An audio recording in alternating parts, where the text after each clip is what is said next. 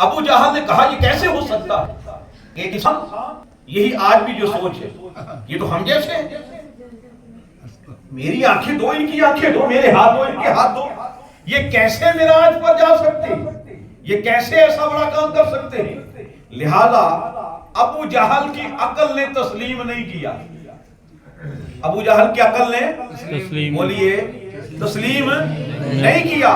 آج بھی جو فکر ابو جہل سے ملتی ہے وہ تسلیم نہیں کرتی. اب دیکھنا مصطفیٰ کی عظمت کو کون تسلیم کرتا ہے. ابو جہل آیا ابو بکر کے دروازے پر، آ کے دروازے پر دستک دی. اے ابو بکر ایک بات بتاؤ، توجہ کیجئے گا، ایک بات بتاؤ، اگر کوئی یہ کہے کہ میں رات کے تھوڑ سے حصے میں مسجد حرام سے مسجد اقصی گیا، آسمانوں کی سیر کی، تو بتاؤ ایسا ممکن ہے؟ تو ابو بکر نے فرمایا نہیں، ایسا ممکن نہیں، یہ ہو نہیں سکتا. کہا اپنی بات پہ پکے رہنا.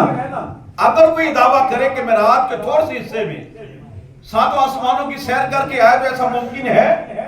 تو ابو بکر نے فرمایا نہیں، ایسا نہیں ہو سکتا. کہا اپنی بات پہ پکے رہنا.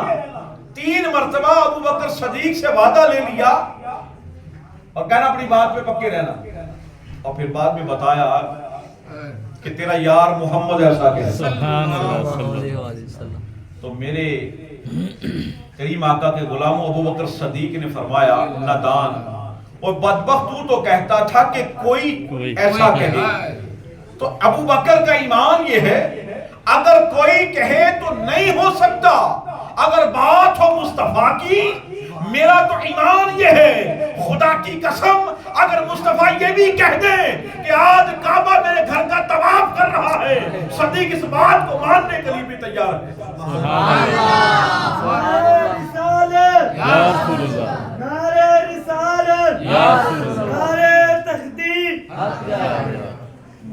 دیکھیے یہ ہے اصل میں ایمان.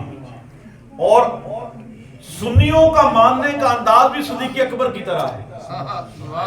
دیکھیے صدیق اکبر یہ بھی تو کہہ سکتے تھے مجھے نبی پاک کے پاس لے چلو، اگر حضور کہیں کہ میں نے کہا ہے تو میں مان لوں گا. لیکن انہوں نے یہ نہیں کہا کہ مجھے نبی پاک کے پاس لے چلو. بات مصطفیٰ کی سن لی تو وہی کہہ دیا ارے جو مصطفیٰ نے کہا ہے وہ حق ہے اور سچ ہے. سبحان اللہ. تو عقیدہ یہ ملا کہ بات ہو مصطفیٰ کی، توجہ چاہوں، بات ہو مصطفیٰ کی، بتانے والا کافر بھی ہو لیکن بات مصطفیٰ کی ہو. سبحان اللہ. بات سمجھیے، بات ابو جہل کہہ رہا تھا، بات ہی میرے مصطفیٰ کی. تو صدیق اکبر کا ایمان یہ کہتا ہے کہ بات مصطفیٰ کی ہو، بتا کافر بھی رہا ہو، بغیر تصدیق کے مان لیا کرو. سبحان اللہ. سبحان اللہ. کہاں لکھا ہے؟ کہاں لکھا ہے؟ یہ امت میں جب سے یہ بیماری آئی نا، کہاں لکھا ہے؟ امت برباد ہو گئی. یہ مولوی جو آج کہتا ہے کہاں لکھا ہے، اس مولوی کی ماں نے ایک مرتبہ بتایا تیرا باپ ہے، اس نے مان لیا. کبھی تصدیق نہیں کہ باپ ہے بھی نہیں. ایک مرتبہ ماں کے کہنے سے باپ کو ماننے والے، ارے یہ بھی تو سوچ یہ بات کن کی ہے. بات ہو مصطفیٰ کی. ہر کمال ہر وصف اللہ نے اپنے محبوب کو عطا فرمایا ہے. لہذا حضور کی نسبت آ جائے کسی چیز کی طرف تو دلیلیں تلاش نہیں کرتے، آنکھیں بند کر کے مان لیتے ہیں کہ یہ بات میرے مصطفیٰ کی ہے، حق بھی ہے اور سچ بھی ہے. سبحان اللہ. مکے کے اندر کچھ لوگ تھے جو نئے نئے مسلمان ہوئے تھے. جب حضور کے معراج کی بات عام ہوئی تو وہ لوگ مرتد ہو گئے، اسلام سے پھر گئے، اسلام سے پھر گئے. تو اللہ پاک نے فرمایا سبحان الذی اسری. ارے لوگوں بات مصطفیٰ کی ہو تو پرکھا نہ کرو. دیکھو یہ مسلمان تھے، نمازیں پڑھتے تھے، روزے رکھتے تھے، کعبے کا طواف کرتے تھے، ارے عمل تو تھا ان کے پاس، لیکن مصطفیٰ کی عظمت پہ عقیدہ نہیں تھا. تو لوگوں سن لو، اگر مصطفیٰ کی عظمت پہ عقیدہ نہ ہو تو ہر عمل برباد ہو جاتا ہے. عمل تب بنتا ہے جب مصطفیٰ کی عظمت پہ اقرار ہو جاتا ہے. سبحان اللہ. نعرہ تکبیر، اللہ اکبر، نعرہ رسالت، نعرہ حیدری.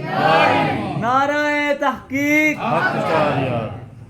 तो हजूर की अज़मत पे अकीदा हो तो फिर ईमान बचता है।